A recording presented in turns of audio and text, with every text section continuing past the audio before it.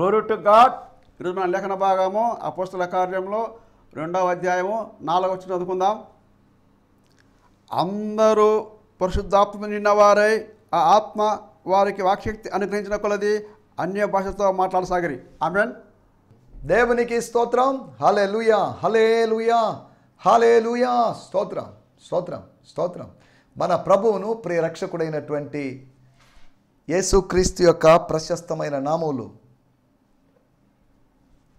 ఆయన హెచ్చవలసి ఉన్నది అనేటువంటి ఆత్మీయ కార్యక్రమాన్ని అనుదినము వీక్షిస్తున్నటువంటి, అనుదినం కాకపోయినా అప్పుడప్పుడు వీక్షిస్తున్నటువంటి ఆత్మీయ సోదరీ సోదరులకు ప్రత్యేకమైన వందనాలు తెలియజేస్తున్నాను. మీకు అభినందనలు కూడా తెలియజేస్తున్నాను. కాన్వెంటరీ కార్యక్రమాలు చూస్తూ ఆశీర్వదించబడుతున్నారు. అంతేకాకుండా ఈ కార్యక్రమం చూడడానికి మీరు మీ సమయాన్ని కేటాయించారు. అందును బట్టి నేను మిమ్మల్ని అభినందిస్తున్నాను. అంతేకాకుండా కృతజ్ఞతలు తెలియజేస్తున్నాను. ఇది మీ కార్యక్రమం, ఇది నా కార్యక్రమం, ఇది మన కార్యక్రమం. మనం కలిసి చేద్దాం. మీరు దీనికి ప్రార్థనా సహకారాన్ని ఎంతగానో అందించాల్సిందిగా కోరుతున్నాను. ప్రార్థించండి ఈ కార్యక్రమం కోసం. ఈ కార్యక్రమం ప్రభు రాకడ వరకు కొనసాగాలని, ఎటువంటి ఆటంకం లేకుండా, ఎటువంటి డిస్టర్బెన్స్ లేకుండా ముందుకు సాగాలని, ప్రభు దీనికి కావలసిన వనరులు సమకూర్చాలని, కావలసిన వాక్య భాగాలు సమకూర్చాలని మీరు ప్రత్యేకంగా ప్రార్థించాల్సిందిగా మిమ్మల్ని ప్రేమపూర్వకంగా కోరుతున్నాను. స్తోత్రం, స్తోత్రం. దేవుని వాక్యాన్ని ధ్యానించుకుందాం.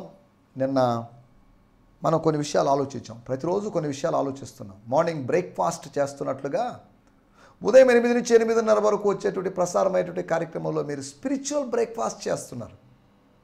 ఆత్మ సంబంధమైన అల్పాహారం, ఆత్మ సంబంధమైన నాస్తా, ఆత్మ సంబంధమైన తిండి మీరు తింటున్నారు. మార్నింగ్ వేకువ మన్నాన్ని మీరు భుజిస్తున్నారు. దేవుని స్తోత్రం. 8 గంటల నుంచి 8:30 వరకు వచ్చే ఈ కార్యక్రమం అని మాత్రమే కాదు నా ఉద్దేశం. దానికి ముందు బహుశా ఒక 6 గంటలకో లేదా 7 గంటలకో లేదా ఒక 5 గంటలకో లేచి కొద్దిసేపు వాక్యం చదువుకొని వాక్యం ధ్యానించి ఉండొచ్చు. అక్కడ చెప్పబడిన విషయాల యొక్క ప్రస్తావన ఇక్కడ చెప్పబడే అవకాశం ఉంది. ఏదో లింక్ ఏర్పడేటువంటి అవకాశం ఉంది. మనం అప్పుడు ధ్యానించాం కదా, ఒకసారి టిఫిన్ చేస్తే మళ్ళీ చేయకపోవచ్చు, వెంటనే చేయకపోవచ్చు. కానీ కొద్ది గ్యాప్ ఏర్పడితే ఆ కొద్దిగా డైజెస్ట్ అయింది, కాస్త అరిగింది, కొద్ది గ్యాప్ వచ్చింది, పర్లేదు తింటాంలేండి, వద్దులేండి అని అంటున్నప్పటికీ కూడా వాళ్ళ యొక్క ఎదుటి వ్యక్తి యొక్క బలవంతాన్ని బట్టి మనం తినేటువంటి అవకాశం ఉంది. ఆత్మ సంబంధంగా ఎంత తిన్నా కానీ మనం ఇంకా తింటూ ఉండగలము, తినగలము. భౌతికంగా ఆహారం కాస్త తినేసరికి నిండినట్టు అనిపించడం, కడుపు నిండినట్టు అనిపించడం, లేదంటే వెగటు పుట్టడం. ఎందుకండి అన్ని స్వీట్లు, వద్దండి నేను తినలేను, చాలు ఒకటి చాలు, హాఫ్ చాలు. మరీ ఎక్కువ తినేసామనుకోండి వెగటు పుడుతుంది. కానీ వాక్యము అలా వెగటు పుట్టదు. ఎందుకంటే వాక్యము తాజాగా ఉన్నది, వాక్యము ఆత్మకు సంబంధించింది, వాక్యం పరలోకం నుంచి పంపించబడింది, వాక్యము అనేక సంవత్సరాలుగా అనేక మంది జీవితాల్లో కార్యం చేస్తుంది. ఇదంతా విభజించున్నంత మట్టుకు దూరుతుందంట. స్తోత్రం, హల్లెలూయా, స్తోత్రం. నిన్నటి ఎపిసోడ్లో మనం పరిశుద్ధాత్మ యొక్క సహాయం, help of the Holy Spirit or the assistance of the Holy Spirit, ఆయన యొక్క సహాయం, దైవ సహాయం, పరిశుద్ధాత్మ దేవుని యొక్క సహాయం, తండ్రి కుమార పరిశుద్ధాత్మల యొక్క సహాయం అని కాదు, పరిశుద్ధాత్మ ఆత్మ సహాయం. ఆత్మ తానే మనకు సహాయము చేయుచున్నాడు. హెల్పింగ్ స్పిరిట్, కంఫర్టింగ్ స్పిరిట్, స్తోత్రం, స్ట్రెంథనింగ్ స్పిరిట్. ఆయన మన ఆత్మను, బలహీనమైనటువంటి మన ఆత్మను, బలహీనమైన మన మనస్సును, బలహీనమైన దేహాన్ని బలపరుస్తాడు. స్తోత్రం, స్తోత్రం. పరిశుద్ధాత్మ యొక్క సహాయము, దాని గురించి మనం గత ఎపిసోడ్లో అనగా నిన్న మనం మాట్లాడుకున్నాం. పరిశుద్ధాత్ముడు సహాయం చేయడానికి సిద్ధంగా ఉన్నాడు. ఒక మనిషి మరొక మనిషికి సహాయం చేయడానికి సిద్ధంగా ఉంటాడు. ఉన్నోళ్ళు ఉన్నారు, లేనోళ్ళు ఉన్నారు. మీరు ప్రార్థన చేయడం వల్ల, మీరు మా కోసం ప్రార్థన చేయడం వల్ల మీరు మాకు సహాయం చేస్తున్నారని పౌలు గారు అన్నారు. అపోస్తల కార్యములు 18వ అధ్యాయంలో కృపచేత విశ్వసించిన వారికి, అనగా రక్షింపబడిన వారికి, అనగా ఆత్మ సంబంధమైన వరమైనటువంటి రక్షణ అనుభవం పొందిన వాళ్ళకి ఆయన చాలా సహాయం చేశాడంట. అపోల్లో అనేటువంటి విద్వాంసుడు, ప్రవీణుడు సహాయం చేశాడు అని రాయబడింది. ప్రార్థన చేసి సహాయం చేశారు, వాక్యాన్ని బోధించి సహాయం చేశారు, ఆర్థిక వనరులు ఇచ్చి సహాయం చేస్తారు.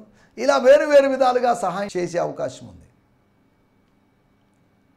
బరువెక్కిన చేతులు కిందకి దించబడుతున్నప్పుడు అపసేపు అంచుల్లోకి వెళ్తున్నటువంటి ఆత్మ సంబంధమైన ప్రజల్ని వాళ్ళు విజయమే చవి చూడాలి అనే ఉద్దేశంతో, అయ్యా నీ కుడి చెయ్యి అయినా ఎడమ చెయ్యి అయినా దించబడ్డానికి వీల్లేదు, నీ చేతులు ఆకాశం వైపే చాపబడాలి, కనుక మేమున్నాం, నా వల్ల కావడం లేదు అని మోషే అంటున్నప్పుడు మోషేకి ఇటు అటు కుడివైపున ఎడమ వైపున, యేసు ప్రభువుకు కుడివైపున ఒకడు ఎడమ వైపున ఒకడు దొంగల్ని వేలాడి తీసినట్లుగా, సిలువ వేసినట్లుగా మోషేకి అటు ఇటు వాడు దొంగలని కాదు దాని అర్థం, వారు సహాయం చేయడానికి సిద్ధంగా ఉన్నారు.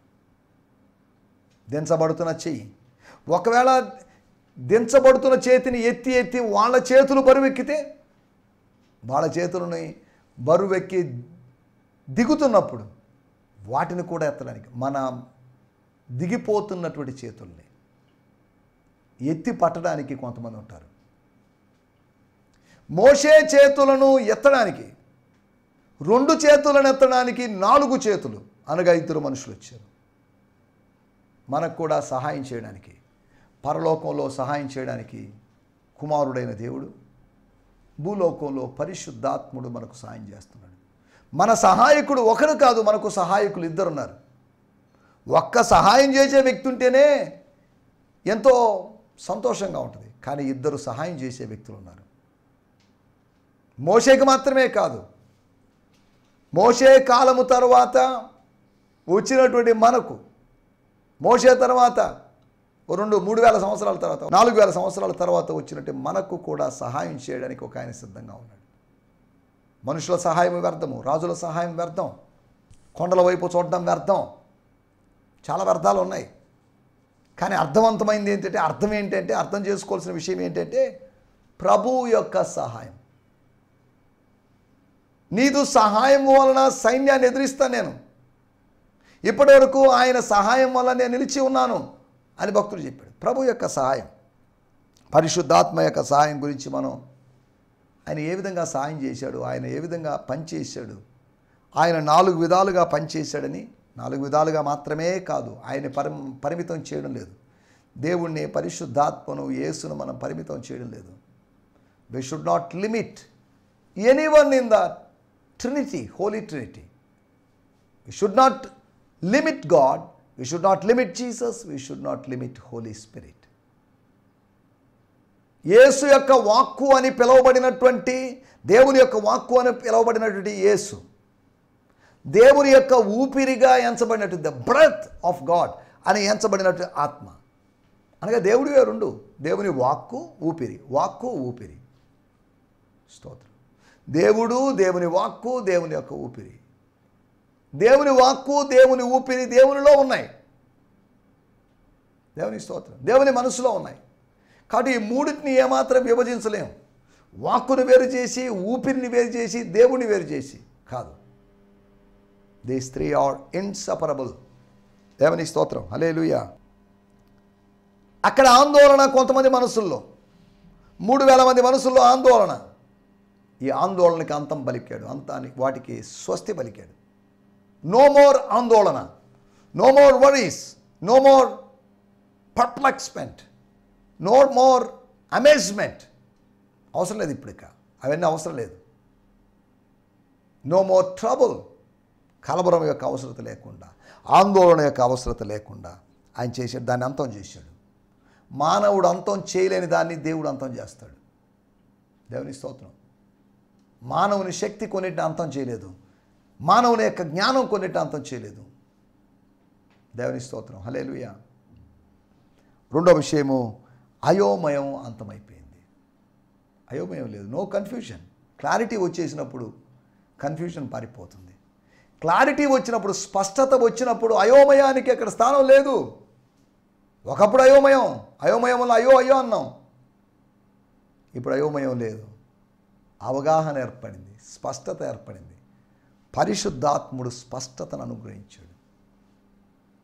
స్తోత్రం, స్తోత్రం. ప్రభువు నీకు అన్ని విషయాల్లో వివేకం నేను చాలా విషయాలు చెప్పాను తిమోతి, కానీ వీటన్నిటి గురించి ఆలోచించు. ప్రభువు నీకు అన్ని విషయాల్లో వివేకం అనుగ్రహించును. ప్రభు మనకు అన్ని విషయాలు వివేకం అనుగ్రహించాలి. వివేకాన్ని అనుగ్రహించేవాడే. మనుష్య కుమారుడి లోకమునకు వచ్చి మనకు వివేకమును అనుగ్రహించాలని మొదటి యోహాను పత్రికలో మనం చూస్తున్నాం. We need wisdom, we need discernment, we need knowledge. స్తోత్రం. ప్రభు దగ్గర నుంచి సొలొమోను అడిగి పొందుకున్నాడు, మనం అడగకుండా ఆయన మనకు వివేకాన్ని, విజ్ఞానాన్ని ఇస్తున్నాడు. దేవుని స్తోత్రం. మూడోది, అపహాస్యం అంతమైపోయింది.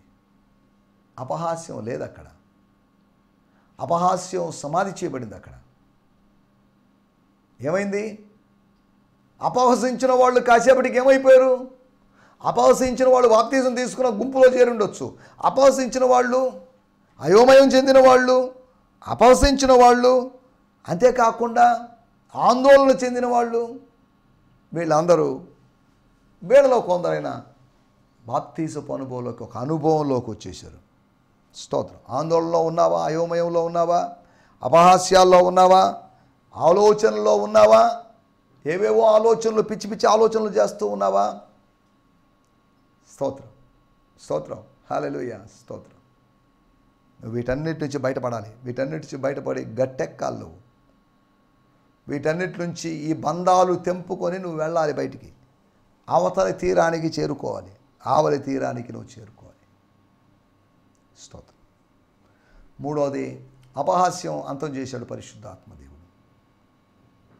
డిఫెండ్ చేశాడు, లేకపోతే అటాక్ చేశాడు. ఆయన అటాక్ చేసి డిఫెండ్ చేసి ఉండొచ్చు, ఎలాగైనా చేయొచ్చు. ఆయన పోరాడగలిగిన వాడు, మన పక్షాన్ని వ్యాజ్యమాడేటువంటి దేవుడు. అంతేకాకుండా మీరు ఊహించినట్లుగా నాలుగోదిగా వీరు మత్తులు కాదండి. మత ఎక్కడి నుంచి వస్తుంది వీళ్ళకి? షిలోహులోని దేవాలయములో యాజకుడు అండి, అమ్మా ఏంటిది? ఇది భావ్యమా? ఇది సమంజసమా? ఒక స్త్రీ అయ్యుండి మద్యాన్ని సేవించి మందిరానికి వచ్చి పెదాలు కదిలిస్తున్నావు కానీ మాట బయటికి రాని విధంగా, ఏంటమ్మా ఇదంతా? పరిశుద్ధులకు తగిందేనా?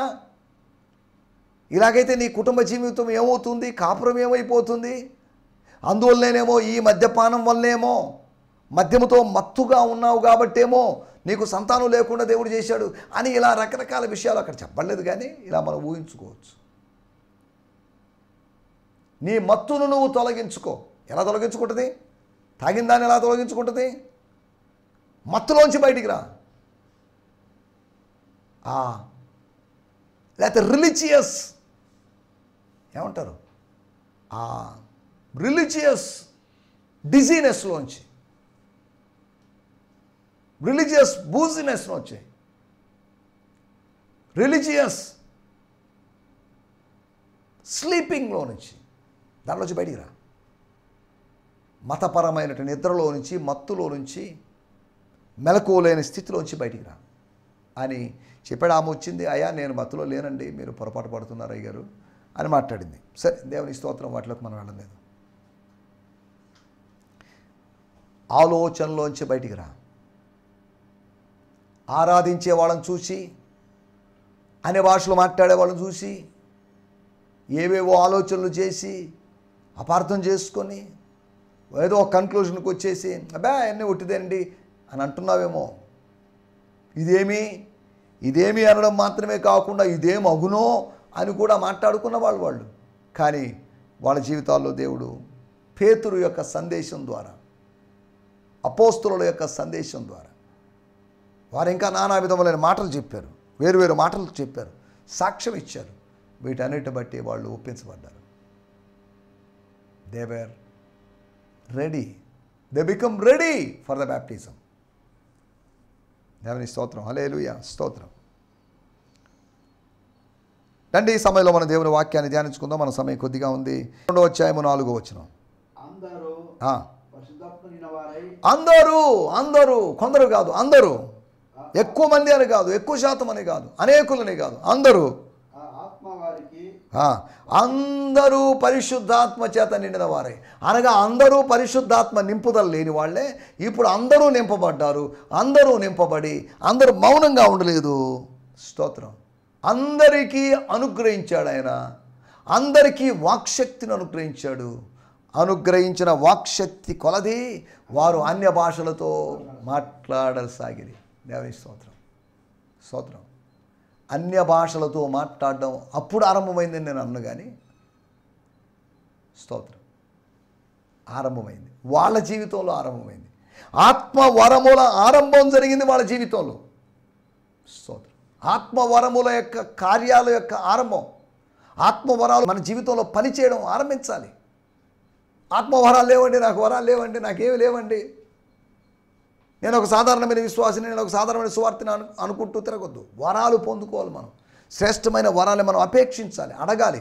పరిశుద్ధాత్మను అడగాలి, వరములను అపేక్షించాలి. అనగా అడగడమే, అయ్యా ఆత్మని, ఆత్మ వరాలు నాకు అనుగ్రహించు. 1 కొరింథీ పత్రిక 14వ అధ్యాయం 1వ వచనంలో, లూకాసు వార్త 11వ అధ్యాయం 13వ వచనంలో ఆత్మను అడగండి, ఆత్మ వరములను అడగండి. ఎవరో ఒక ఆయన వేదాంతం మాట్లాడుతున్నాడు. వరము అంటే అది గిఫ్ట్ కదా, గిఫ్ట్ని అడిగేదేంటి? గిఫ్ట్ని అడగకూడదు, వాళ్ళే ఇవ్వాలి, కానీ మనం అడిగేదేంటి? మనం అడిగితే కూడా పొందుకోలేమా గిఫ్ట్లు? గిఫ్ట్ అయినా గిఫ్ట్ కాకపోయినా మనం అడిగితే పొందుకోవచ్చు.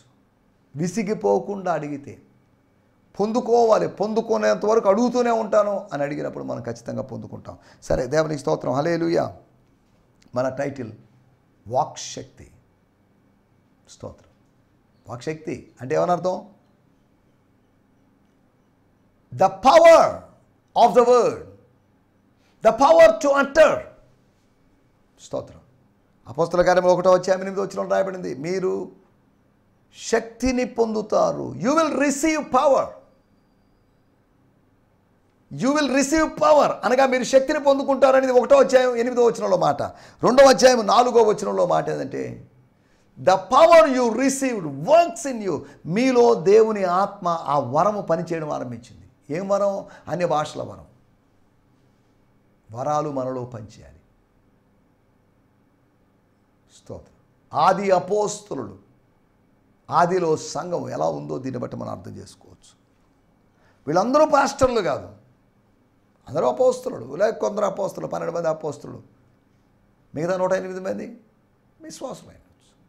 విశ్వాసులే. కానీ వాళ్ళు ఆత్మ వరములు, వాళ్ళకి పరిచర్య లేకపోయినప్పటికీ వరముల యొక్క అవసరత ఉంది. అవసరత ఏర్పడింది. నీకు పరిచర్య ఉన్నా లేకపోయినా, సంఘం ఉన్నా లేకపోయినా, ఆత్మవరముల యొక్క, కృపా వరముల యొక్క అవసరత ఉంది. ఆత్మవరానికి కృపావరం అనేటువంటి మరొక పేరు ఉంది. వరములు కలిగిన వాడిగా, ఏ కృపావరమునందు లోపము లేని వారై. స్తోత్రం.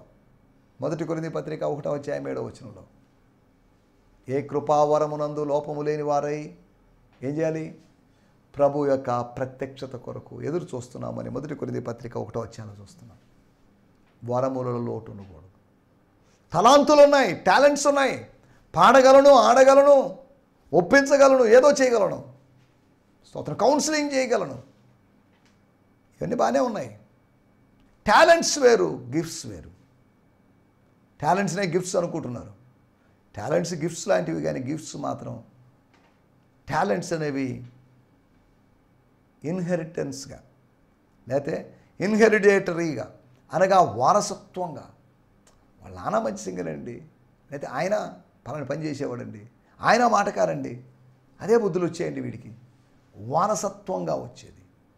కానీ వరములు స్వర్గం ఇస్తే వచ్చేవి, ఆయన అనుగ్రహాన్ని బట్టి, ఆయన కృపను బట్టి కలిగేవి. కృపావరాలు అని చెప్పబడ్డాయి, కానీ కృపా తలాంతులు అని చెప్పలేదు. ఇక్కడ గమనించారు, కృపావరాలు ఉన్నాయి కానీ తలాంతులు ఉన్నాయి అంటారు, కానీ కృపా తలంతులు అని ఎక్కడ మనం మాట ఉపయోగించాం. కానీ కృపావరాలు అనేటువంటి మాటను ఉపయోగిస్తాం. కృపావరాలు, పరిశుద్ధాత్మ వరాలు. కృపచేత పరిశుద్ధాత్ముడు మనకిచ్చినటువంటి వరాలు ఇవి. దేవునికి స్తోత్రం. హల్లెలూయా. స్తోత్రం. వాక్శక్తిని గురించి ఆలోచించినప్పుడు 4 విషయాలు మీకు త్వరగా జ్ఞాపకం చేస్తాను. దేవుడు వారికి వాక్శక్తిని అనుగ్రహించాడు. తండ్రి అయిన దేవుడు వాక్శక్తిని పొందుకొని వాళ్ళు ఏం చేశారు, దాని ద్వారా ఏం జరిగిందనే విషయాలు ముందు వచ్చిన మనం చూడగలం. ఈ సమయంలో మొట్టమొదటిగా ఒక మాట, సంఖ్యాకాండము 22వ అధ్యాయము 28వ వచనం. అప్పుడు యెహోవా దేవుడు ఆ గాడిదకు అనగా బిలాము యొక్క గాడిదకు వాక్కునిచ్చెను గనుక యెహోవా ఆ గర్దబానికి ఆ గాడిదకి వాక్కునిచ్చాడు అని రాయబడింది. అనగా వాక్శక్తినిచ్చాడు. మూగ గాడిద మూగదే, ఒండ్రు పెట్టవచ్చు, అరవచ్చు. కానీ ఇప్పుడు అరిచిందని కాదు, గాడిద తన సహజ స్వభావంగా ఒండ్రు పెట్టింది లేకపోతే అరిచింది అని కాదు, కానీ దేవుడు దానికి వాక్కునిచ్చాడు. మానవ భాషలో మాట్లాడడం ఆరంభించింది. ఇదేంటంటే ఇది ఎలా సాధ్యం అని అంటారేమో. సృష్టికర్తకు సమస్తము సాధ్యమే. ఆ మందమైనటువంటి గాడిద నాలుక నరాలను సడలించి మాట్లాడగలిగేటువంటి ఆ శక్తిని లేదా భాషకు కావలసిన పదములు ఆయన అందించలేడా? స్తోత్రం. లేదా ఆ గాడిదలోకి ఏదో నా ఆత్మ ప్రవేశించో, ఏదేమైనప్పటికీ గాడిద అతను షాక్ అయ్యాడు. గాడిద మాట్లాడటం ఏంటి? స్తోత్రం. గాడిదలు మాట్లాడుతున్నాయి, గాడిదలు మాట్లాడాలి. స్తోత్రం. దేవుని సేవకులమైన మేము కూడా గాడిదలాగా మాట్లాడుతున్నాం. మాకు వాక్శక్తినిచ్చాడు, మీకు వాక్శక్తిని ఇవ్వలేదు. అనగా వినేటువంటి వాళ్ళకి, విశ్వాసులు అనబడిన వాళ్ళకి వాక్శక్తినిచ్చిన వాళ్ళు వేదికలు ఎక్కారు. వాక్శక్తి లేని వాళ్ళు వాక్యాన్ని వింటూ ఉన్నారు. వాక్శక్తిని పొందుకోవాలి. వాక్శక్తి దైవశక్తి. దేవుని స్తోత్రం. 1 గాడిదకు దేవుడు వాక్శక్తినిచ్చాడు. అపోస్తల కార్యం 2వ అధ్యాయం 17, 18 వచనాలు రాయబడింది. అంత్యదినములందు నేను కుమరిస్తాడు, మీ కుమారులు మీ కుమార్తెలు మౌనంగా ఉంటారని కాదు, వాళ్ళు మాట్లాడతారు. ఏం మాట్లాడతారు? ఒట్టి మాటలు కాదు, ప్రవచిస్తారు. ప్రవచనాత్మకమైన మాటలు మాట్లాడతారు. They will utter the prophetic words, not general words. విజ్ఞానానికి సంబంధించిన విషయాలు చెప్తారని కాదు, రాజకీయాలకు సంబంధించిన విషయాలు చెప్తారని కాదు, ప్రవచనాత్మకమైనటువంటి దేవుని ఆత్మలో నుంచి దేవుని ప్రత్యక్షతను పొందుకుని వాళ్ళు పలుకుతారు, ప్రవక్తలాగా మారుతారు. తర్వాత 18వ వచనంలో కూడా రాయబడింది. స్తోత్రం. నా దాసుల మీదను నా దాసురాళ్ళ మీదను వారు ప్రవచిస్తారు. కుమారులు కుమార్తెలు, దాసులు దాసురాండ్రు, 4 వర్గాల గురించి రాయబడింది. ఈ 4 వర్గాల వాళ్ళు ప్రవచిస్తారట. పరిచర్య చేస్తారని కాదు, చేస్తారు. వాళ్ళు ప్రవచిస్తారు. దేవుని స్తోత్రం. కనిపెట్టిన వారికి వాక్శక్తి వచ్చింది. నువ్వు కనిపెట్టావా? వాక్శక్తిని పొందుకుంటావు. కనిపెడితే వాక్కు వస్తుంది, కనిపెడితే వాక్శక్తి వస్తుంది. కనిపెట్టాలి దేవుని సన్నిధిలో. యెహోవా కొరకు ఎదురు చూచు వారు నూతనమైన బలం పొందుతారు. అంటే ఏమని అర్థం? నూతనమైన వాక్కుని, నూతనమైన వాక్శక్తిని పొందుకుంటారు.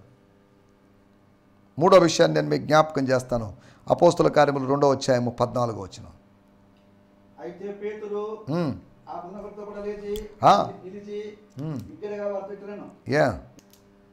పేతురు ఆ 11 మందితో సహా లేచి, నిద్ర లేచాడా? కాదు. లేచి నిలిచి, చిన్నగా కాదు, బిగ్గరగా వారితో ఇట్లనను. ఎందుకన్నాడు? 11 మందితో సహా లేచి మాట్లాడే మాటలు చూడండి. నాకెవరో ఆయన ఎవరో తెలియదు అన్నటువంటి వ్యక్తి ఇప్పుడు ఏం మాట్లాడుతున్నాడు చూడండి. ఎంత ధైర్యంగా మాట్లాడుతున్నాడు చూడండి. ఎక్కడి నుంచి వచ్చింది ఈ వాక్శక్తి? దేవుని సేవకులారా, నత్తివాళ్ళగా ఉండొద్దు, మౌనంగా ఉండొద్దు. మాట్లాడేటువంటి సమయం ఇది. మీ నత్తిని పోగొట్టుకునేటువంటి సమయం ఇది. ధైర్యంగా మాట్లాడేటువంటి సమయం, నోరు విప్పి మాట్లాడాల్సిన సమయం ఇది. మాట్లాడాల్సినప్పుడు మాట్లాడకపోయినప్పుడు మనం ఏదో తప్పు చేసినట్టే.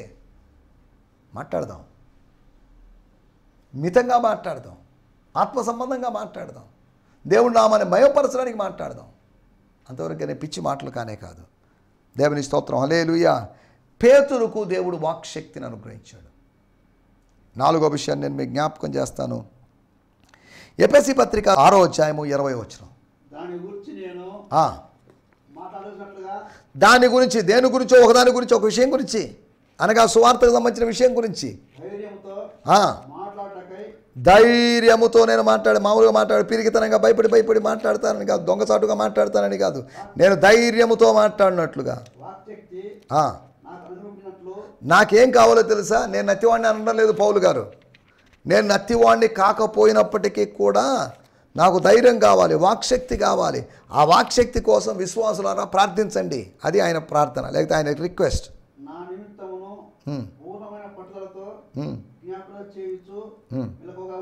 Yes, pray that I may preach the wonderful news of God's kingdom with bold freedom at every opportunity. దొరికిన ప్రతి చోటల్లా ఖైదీగా ఉన్నప్పటికీ కూడా, even though I'm chained as a prisoner, I'm his ambassador. నేను బంధించబడినప్పటికీ కూడా ఆయన పరిచయలో ఉన్నాను. ఆయన రాయవారిని, ఆయన వ్యక్తినే, ఆయన సంబంధించిన వాడినే. I pray that I may preach the wonderful news of God's word. దేవుని వాక్యాన్ని బోధించాలి. విశ్వాసులు ప్రార్థన చేసి ఉంటారు. అనగా ప్రార్థన ఫలితంగా పౌలు గారికి వాక్శక్తి దొరికింది. పరిశుద్ధాత్మ ద్వారా గాడిదకు ప్రవక్తను హెచ్చరించడానికి, ప్రవక్తను సరిచేయడానికి వాక్శక్తిని అనుగ్రహించాడు దేవుడు. అలాగైతే అంత్య దినాల్లో ఉన్న దేవుడు మనకు వాక్శక్తిని ఇస్తున్నాడు. కనిపెట్టిన వారికి, గాడిదకు మాత్రమే కాదు, కనిపెట్టిన వారికి వాక్శక్తిని పొందుకొని వాళ్ళు ప్రవచించారని పేతురుకు వాక్శక్తినిచ్చి ఇవ్వబడినప్పుడు ఆయన లేచి అపోలజెటిక్గా, అనగా విశ్వాస నిరూపణవాదంగా, ఇదిగో మీరు అనుకున్నది తప్పు, మీ యొక్క మిస్కాన్సెప్షన్స్ ఉన్నాయి చూసారా, మీ యొక్క అపార్థాలు ఉన్నాయి కదా, వాటిని అంతం చేసుకోండి. అది అలా కాదు, ఇలాగా, మీరు అనుకుంది ఇలాగా, కానీ దేవుని వాక్యంలో ఉన్నది ఇలాగా. వాళ్ళ మనస్సులను ఎరిగిన వాడే వారు చిన్నగా మాట్లాడుకుంది, గుసగుసగా మాట్లాడుకుంది. వీళ్ళందరూ దేవుని కార్యాలు అన్ని భాషలతో వివరిస్తున్నప్పుడు కూడా పేతురు వినగలిగాడు. దేవుని స్తోత్రం. నా మాటలు ముగించేస్తున్నాను. గాడిదకు వాక్శక్తిని అనుగ్రహించిన దేవుడు కనిపెట్టిన వారికి, పేతురుకు, పౌలుకు వాక్శక్తిని అనుగ్రహించిన వాడు. మాలాంటి వారికి దేవుడు వాక్శక్తిని వాక్చాతుర్యం కాదు, వాక్శక్తిని అనుగ్రహించినట్లుగా మీరు ప్రార్థించాల్సిందిగా కోరుతున్నాను. అటు వాక్శక్తి ద్వారా మనం ఆయన మహిమపరుస్తూ ముందుకు సాగడానికి ప్రభు సాయం చేయనుగాక. ఆమేన్. హల్లెలూయా. ఈ సందేశము మీకు ఆశీర్వాదకరంగా ఉందని నమ్ముచున్నాము. ప్రార్థన అవసరతల కొరకు మమ్మల్ని సంప్రదించవలసిన మా చిరునామా గిద్యోన్ మిషన్ చర్చ్, 6వ వీధి, శాంతినగర్, నెల్లూరు 4, ఆంధ్రప్రదేశ్. పిన్ 524004. మా ఫోన్ నంబర్లు 7036443613 మరి ఒక నంబర్ 9392293010. మా ఈమెయిల్ ఐడి gfihmi2015@gmail.com. దేవుడు మిమ్మును ఆశీర్వదించునుగాక. ఆమేన్.